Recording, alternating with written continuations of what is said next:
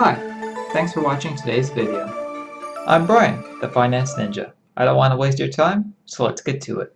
Like my new intro, I'm going to do something different in today's video. In between segments, I will show you something personal. Hope you enjoy. Today, I will be doing a deep dive into AMD. Boy, do I have a beast for you today! So grab some popcorn and lock in your seatbelt. It's about to get bumpy. AMD was trading just under $75 a share at the time that I took this photo, at a market cap of $90 billion. I have a lot to cover, so I'll go pretty quick. I'll split this video into two segments. Part 1 is a quick history. Also in Part 1, I will talk about AMD's CPU business and how they are competing with Intel.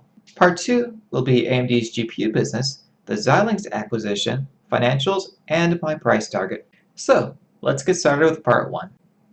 Ah, here's a picture of my cat. How did she sneak in? Isn't she adorable? Her name is Xiao Mao. It means little cat in Chinese. If you like my cat, then smash that like button. Now, what happened? AMD was flying high in the iPhone 64 days around the turn of the millennium. They were outperforming Intel, the much larger competitor with unlimited resources. Then, along came Bulldozer. I won't bore you with the details, but Bulldozer was a huge architectural misstep that could not be fixed until the new processor that was many years away. Bulldozer crushed AMD and forced their exit in the server business, and almost threw AMD into the scrap heap of history. AMD has always played second fiddle to Intel and Nvidia.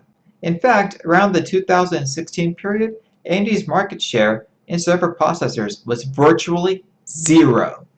Virtually zero. Just look at that fall. Whoa boy! Intel said, get out. And AMD said, okay. Here's AMD's net income chart. Let's look back just a handful of years to see where AMD was at the time. AMD was nearly bankrupt. They were simply an irrelevant company. Bulldozer bulldozed AMD. Without console revenue, they probably wouldn't have survived this period. The stock was below $2 a share in 2015. Can you imagine if you had invested in AMD then? It was a $2 chuck. We'll talk about the comeback in a bit. Just trying to show the harsh financial straits they were in at the time. They were priced for imminent bankruptcy. Needless to say, they needed a miracle.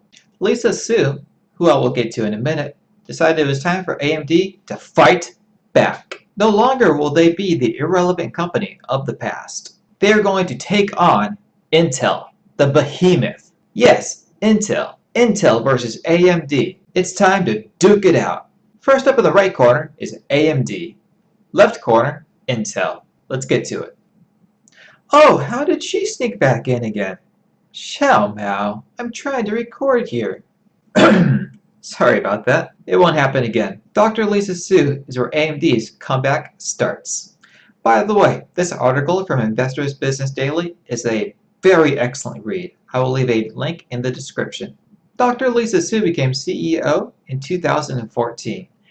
AMD traded at $4 per share. Today, $75 a share. That is a 1,700% gain. And I think there is more to come.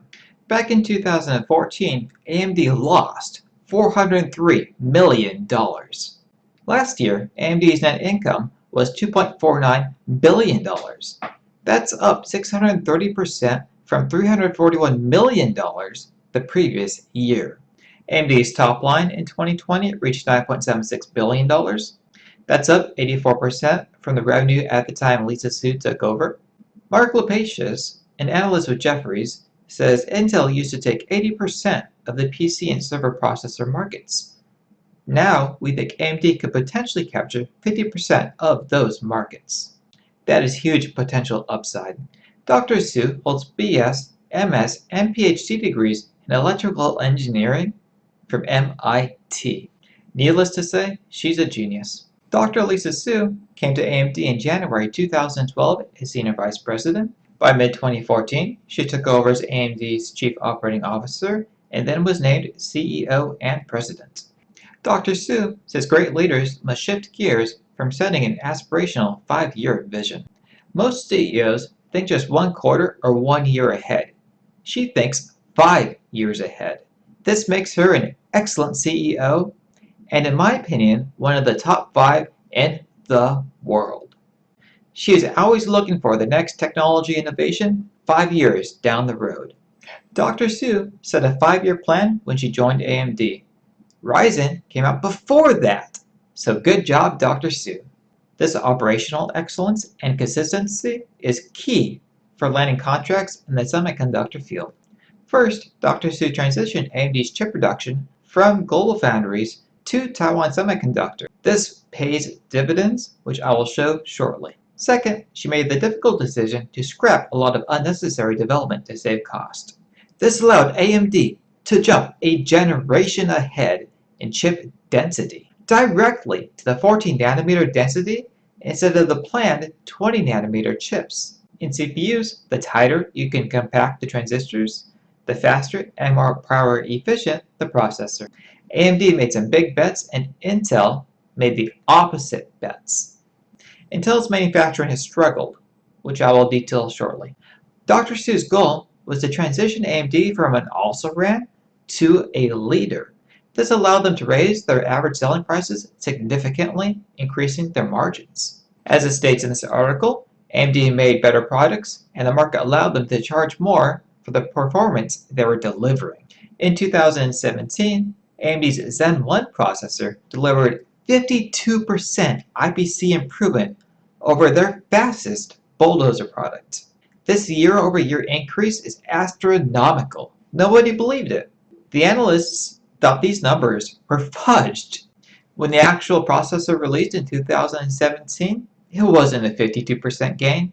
It was a 68% gain. In 1 year, AMD nearly toppled Intel. And this was in 2017, so AMD had much room to grow. Let's fast forward to today. We are on Zen 3 now, operating on 7 nanometers. Remember that number, 7 nanometers. Next year, AMD will release a 5 nanometer product called Genoa. So, let's see where Intel is at. Let's just compare nanometers to keep things simple. Oh, Intel is struggling and is still at 14 nanometers. Why? Let's dig into it. Intel's latest flagship is the Core i9-11900K. Intel is struggling so badly to even reach 10 nanometers that they had to backport Rocket Lake from a 10 nanometer process to a 14 nanometer process because Intel's factories fell short again. To do this backporting, Intel had to remove 2 cores. And according to this article by PC Mag, it says that in nearly every benchmark, the Ryzen 9 5900X is categorically a faster pick while also producing less heat with lower power requirements.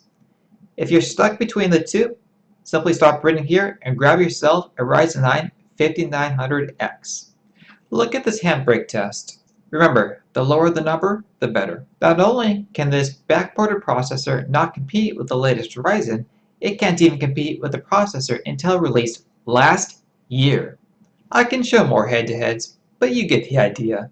AMD is beating Intel in every category, usually by very significant margins, particularly in productivity. I only have one thing to say about Intel's performance here.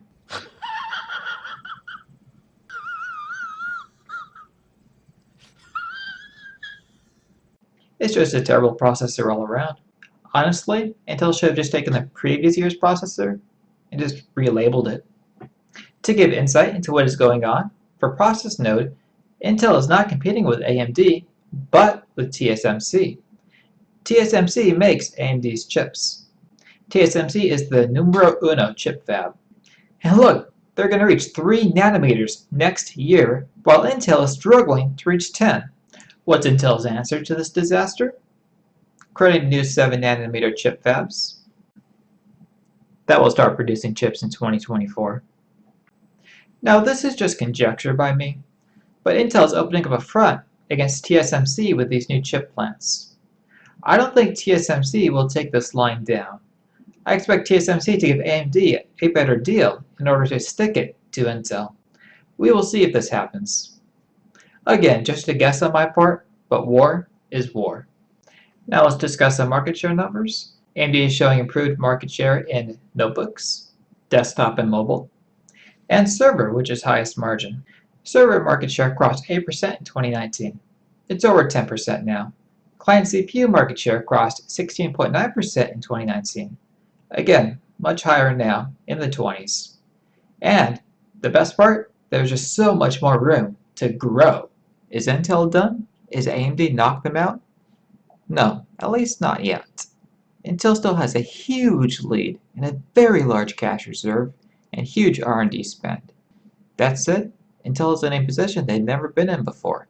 They've never faced a competitor like the current AMD Analysis soon, and Nvidia will be assaulting their server lines soon. Intel is still the gorilla and the favorite to win. However, they need to start executing now and fix their process node issue and release a competent processor soon. If Intel cannot accomplish that, while it will take many years, AMD and Nvidia can continue to chip away at Intel's armor. I will see you in part 2. In part 2, I'll go into AMD's graphics business, AMD's Xilinx purchase, their financials, and my price target. So, subscribe and hit the notification bell to see part 2. Don't forget to smash that like button. It helps us out in the YouTube algorithm. Thank you for watching, and I'll see you in the next one.